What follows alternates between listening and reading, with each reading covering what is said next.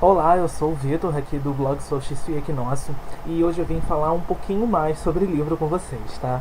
E o dessa vez vai ser Minha Metade Silenciosa, do Andrew Smith, publicado pela editora Gutenberg.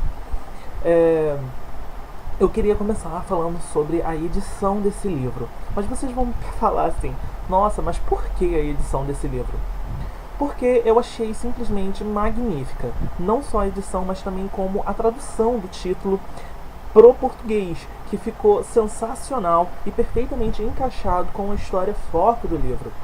Outra coisa que eu também queria comentar com vocês, que de início não foi nem um pouquinho normal pra mim, pra falar a verdade eu achei bem estranho, até eu terminar de ler o livro e achar aquilo tudo muito magnífico. Na capa da frente do livro a gente tem essa orelhinha daqui, com a foto e a sinopse do autor, o que é bem comum, sendo que na parte traseira do livro, na contracapa. Sendo que quando a gente chega aqui, a gente se depara com essa capa vazia, sem orelha, como capa de livro em versão econômica, mas não é. E eu vou falar pra vocês o porquê. A história gira em torno desse rapazinho chamado Stark McClellan, que tem até um nome meio complicado e até bom, interessante, porque conta isso no livro. Algumas pessoas têm dificuldade em pronunciar o nome dele. E o Stark, ele nasceu com uma deformidade.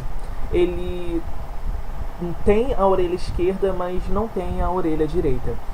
E isso faz com que ele se torne um personagem que sofre muito bullying no livro. Então o livro vai trazer essa questão, essa temática, bullying. Não só bullying, tá, gente? Mas é o assunto mais ou menos foco aqui do livro, tá bom? E não só dos amigos dele da escola, mas ele, ao longo do tempo, ele vai percebendo que até os próprios pais dele têm certo receio em estar com ele junto da sociedade. Não exatamente por quem ele é, mas sim por como ele é. E ele fica. A gente percebe que ele fica muito triste com isso. E logicamente que a pessoa vai ficar triste. Mas não vejo exatamente ele não ter uma orelha. Uma assim, deformidade tão berrante. Porque chega a. Sabe, acontecer o que acontece no livro e fazer com que ele sofra o que ele sofre no livro. Não acho que seja tão grande assim a ponto de fazer com que ele sofra tanto quanto ele sofre no livro. A gente percebe que são pessoas egoístas, mesquinhas, entende? Que tem uma visão completamente distorcida do que é certo e do que é errado no livro. Na história, na vida, no caso aqui, no sentido literal falando. Uma outra coisa que eu também achei bastante interessante foi que muitas características permaneceram iguais à edição americana, então tem suas peculiaridades. Uma das características que foi mantido do original foi que em certos momentos dentro do livro ah, acontece isso daqui. Deixa eu ver se consigo achar pra vocês darem uma olhadinha aqui. Tipo aqui. Existe o início da frase e depois um certo espaçamento em branco até a continuação da frase, ou a continuação pós-frase, ou até a próxima frase, que é justamente por causa disso. E ele tem uma certa dificuldade de conseguir captar e compreender as coisas que as pessoas falam por completo. Ele fala algumas vezes no livro, não todas, e por isso que eu achei essas características interessantes, que ele ouve, sendo que às vezes ele não ouve dependendo da posição em que ele se encontra. Não sei se vocês conseguiram entender. Então existe isso. Ele começa a ouvir, em determinado momento ele não consegue mais ouvir e ele tem que mudar de posição ou alguma coisa do tipo para conseguir terminar de captar o que as pessoas estão falando com ele. Eu achei isso bem sensacional. E uma característica forte que eu achei aqui também é que ele até usa um trocadilho no livro que eu achei muito interessante, de que as pessoas possuem duas orelhas para poderem escutar, assimilar e digerir, no caso, retirar da mente tudo aquilo que não presta e só permanecer com o que presta. Sendo que ele fala que essa deformidade dele faz com que ele não possa eliminar. Então ele só entra, ele raciocina e fica com aquilo tudo dentro dele, culminando dentro dele, boas e ruins. E já que a gente está falando de diagramação, eu posso comentar também uma outra coisa em relação aos parágrafos, de como o livro tem essa continuação, né, de texto. Em alguns momentos a gente vê parágrafos com 2 linhas, aí depois parágrafos com 7 linhas, parágrafos com 1 linha, depois com 8 linhas, e depois com 8 linhas de novo, depois volta para 1 linha. Eu não gosto muito disso, sabe? Parece que não flui direito a história pra mim. Isso acaba meio que impedindo que eu me jogue de cabeça na história.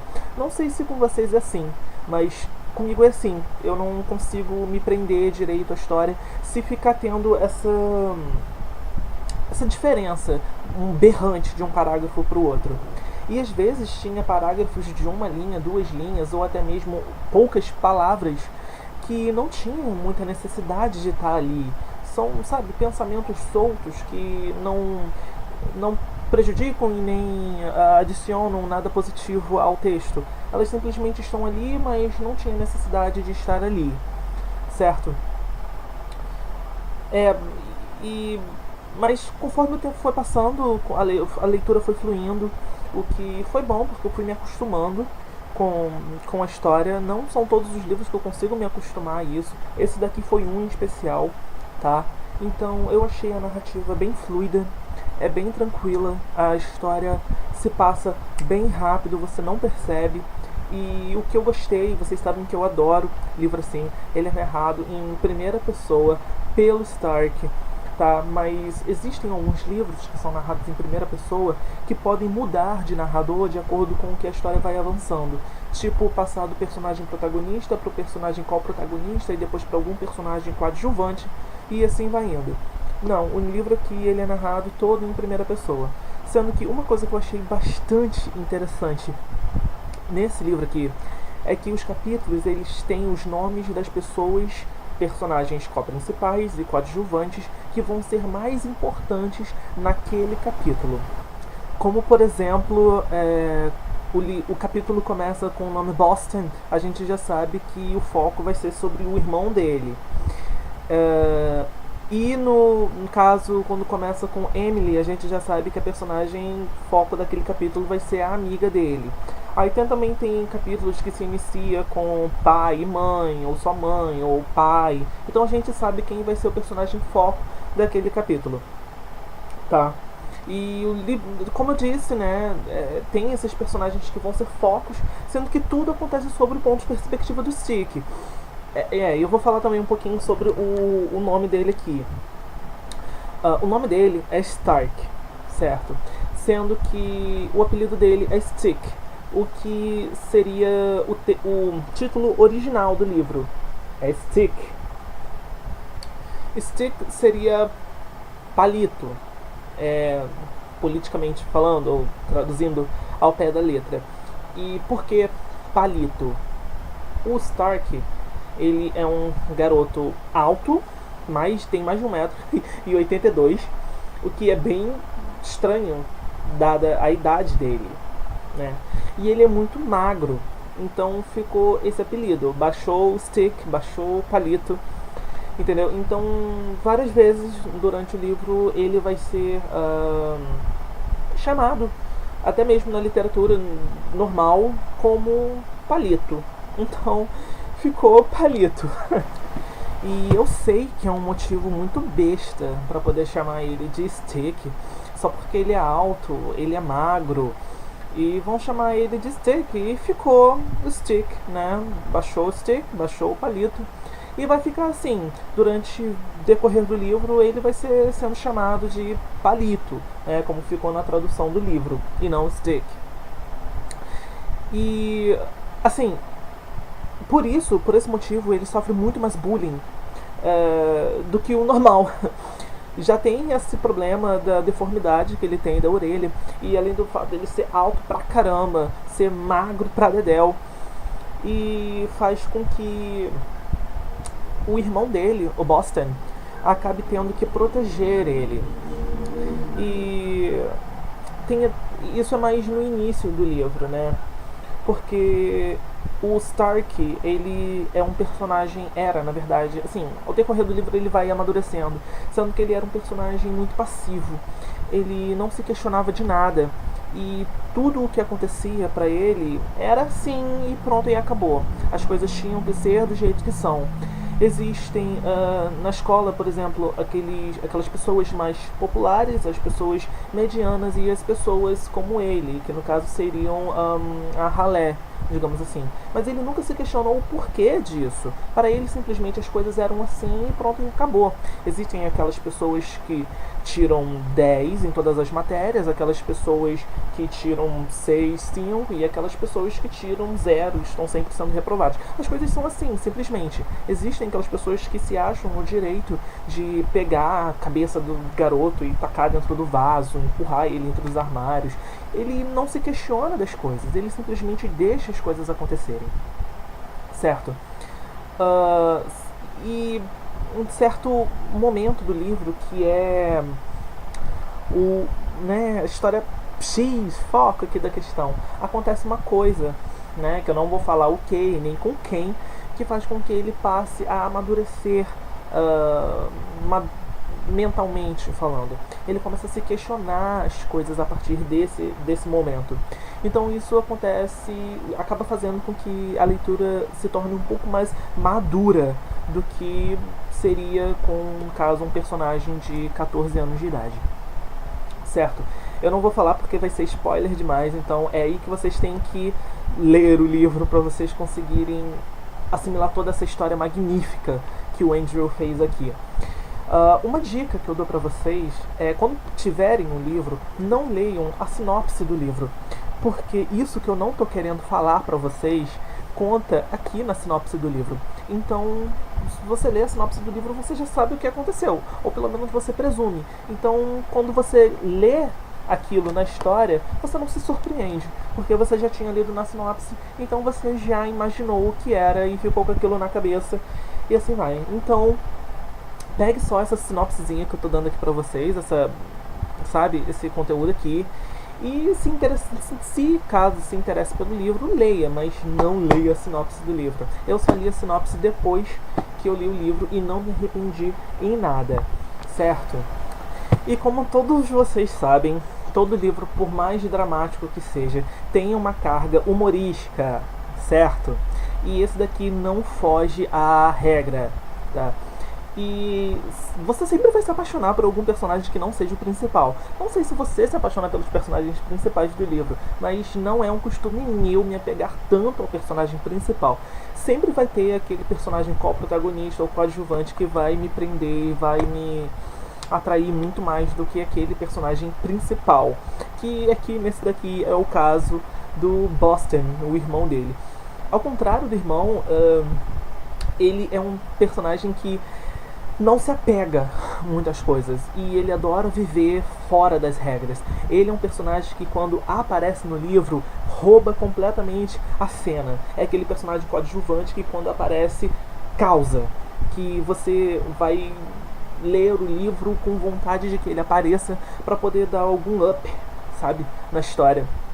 E eu achei isso fantástico, porque o Stark, ele é mais reservadão na dele, ele tem uma carga dramatical muito forte, e o Boston não, entendeu? Ele já é porra da vida louca, entendeu? Despiroca geral ali, e vai aí.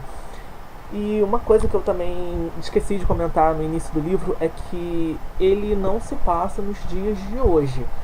Não existe exatamente uma parte no livro que fala em que época se passe o livro. Só ao decorrer da leitura que a gente vai pescando algumas informações que a gente vai se dar conta da época do livro, na época que a história se passa. Porque existe a ausência de telefones celulares, existe a ausência de computadores, internet. Então eu presumo lá pela década de 60 e 70. E se nos dias de hoje o conteúdo que esse livro traz já é bastante grave, bastante urgente, imagina naquela época, né? Então, e mesmo apesar disso tudo, esse livro ele se torna tão profundo na questão da história, na mensagem que ele passa pra gente, que na minha opinião desbancou completamente todos os outros livros YA até agora. Eu li alguns YAs ao decorrer da minha vida aqui, e desculpa falar, tá? Mas pessoalmente, pra mim, esse livro foi muito, muito melhor do que A Culpa das Estrelas. Desculpa comparar uma coisa com a outra, sendo que no momento A Culpa das Estrelas tá sendo o livro YA. Oh, meu Deus! Entendeu? Eu sei que ter câncer não se compara a não se ter uma orelha. Com certeza, ter câncer é uma coisa muito pior.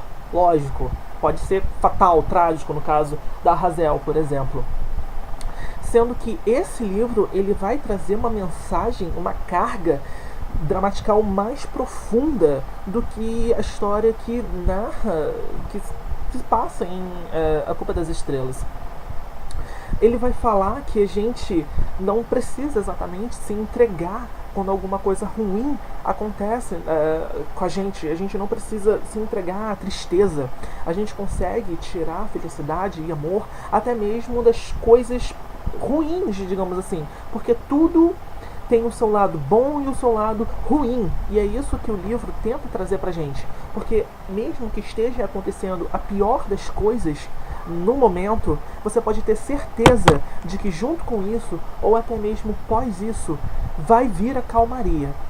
Então, ele fala muito sobre amor, fala sobre esperanças, fala sobre sonhos, e eu achei tudo muito lindo. Então, se você for ler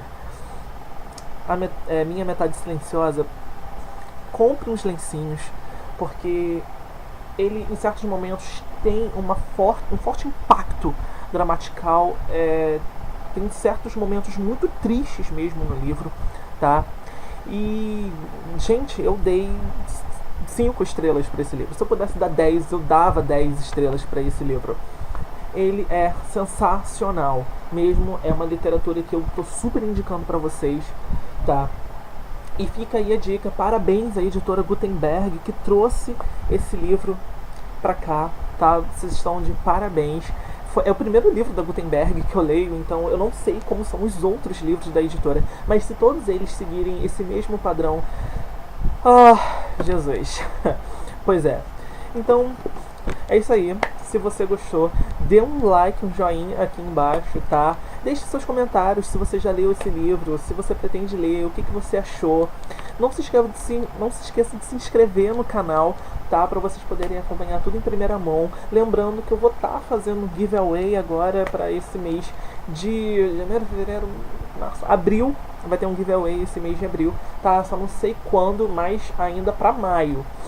Certo? Lembrando que eu ainda vou fazer aquela Bookshelf Tour, gente, eu juro pra vocês, eu vou fazer, tá? Sendo que no momento não tô tendo como fazer, tá? Mas eu vou fazer um dia eu vou, tá bom? Então fiquem calmos, é isso aí, um beijo pra todo mundo e até mais.